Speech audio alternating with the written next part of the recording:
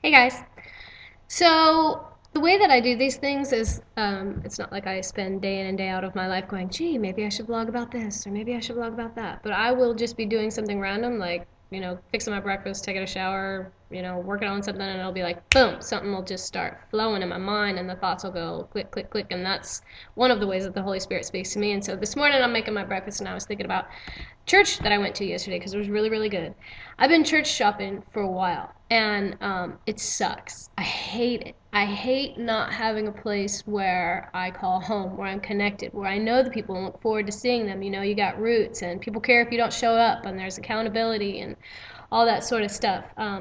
But I've been bouncing around for a while now, and I hate it. It sucks. And I recently moved, and so I've been like trying the different churches in that town. And right now I'm pet sitting, which I do a lot of, as you can tell. Like, well, maybe you can't tell, but these ain't my digs, yo. My digs ain't as sweet as this. But I'll tell you, I'm blessed in my digs. Anyway, so oftentimes on Sunday morning, which is exactly what happened yesterday morning, I was laying in bed and I'm like, where am I gonna go this morning? I could just roll over and go back to sleep, and all that kind of stuff. And kind of Googled what was nearby. Wasn't anything close to where I am, and so I thought, well, there's this one church on the outskirts of the town I recently moved to. I'll go to that church and give it a shot. And I've been there once, like 20 years ago, but it's been a long time, and I liked it.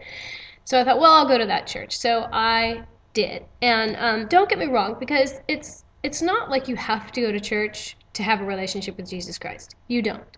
You don't have to get up and go into some routine. A lot of people think that that's religious, and it is religious for a lot of people. Spirit of religion, not good. But the Holy Spirit, good.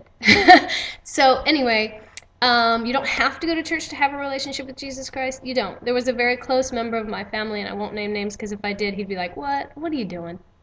But anyway, who was very, very close to the Lord, good solid walk and all of that, and hadn't been to church in years. And I was like, how do you do that? Like, how are you so right on in your thinking and theology and what you're saying when you don't even like go to church? And this is years ago.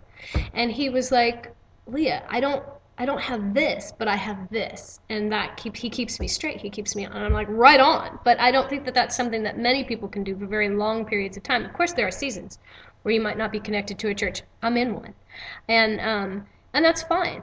But not for very long periods of time. I have found I don't for very long periods of time. It's just not beneficial. It's like, where are you poured into? Where are your roots? Where are you connected? Where are your relationships? And a lot of people maintain healthy relationships through work and friendships and all that, and that's fantastic.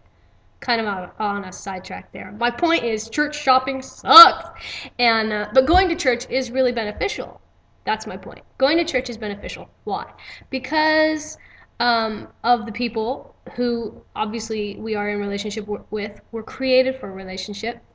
Iron sharpens iron. It's important that we get together and we like discuss things and we churn it out and we grow and people stretch us and all that kind of stuff.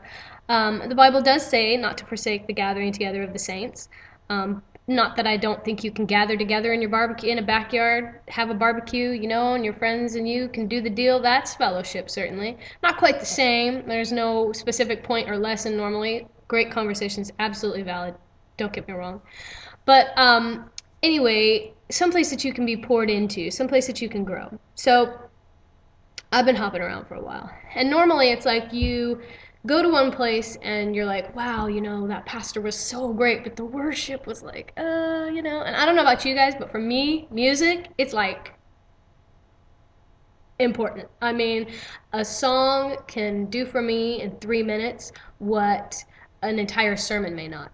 And, it's like in the Holy Spirit lands, and it's just like, awesome.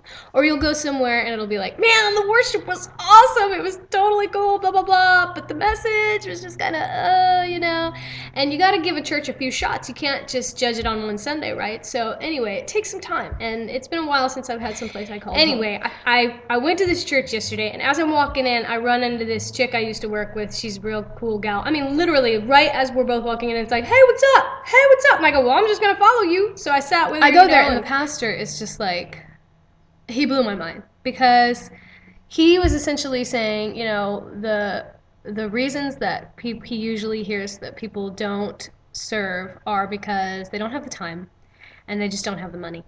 And so he was like, we're going to give you the gift of time and we aren't going to give you money, but here's what we're going to do. And he was like saying that on the weekend, this certain weekend they're going to not have church. And he's like, the time that you would get up and that you would come to church, he's like, find somebody with a need and meet it. You know, buy somebody some groceries, make somebody a meal, go to the park and hand out stuff to the homeless people. Like, it's endless, the things that you could do.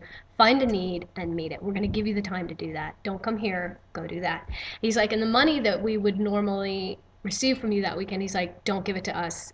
Use it for that project. Make them the dinner, buy them the groceries, buy the stuff, do whatever you're going to do, you know, like, so here's the time, here's the money. And I was just like, because that, I was so grateful to be there on a Sunday that the pastor said that, and to know that this is the heart of the man who's leading these people. And I was like, I can so get on board with that, because I'm all about it. That is all Jesus, and I'm all about that. And I was just like, oh yes, and it was so fantastic. So anyway, my whole point is, you know, it's the new year, and here we are all doing this stuff, like, oh, let's get physically healthy, let's eat better, let's do this and that and the other. And I'm doing it too, yo. I'm doing my routine, loving it.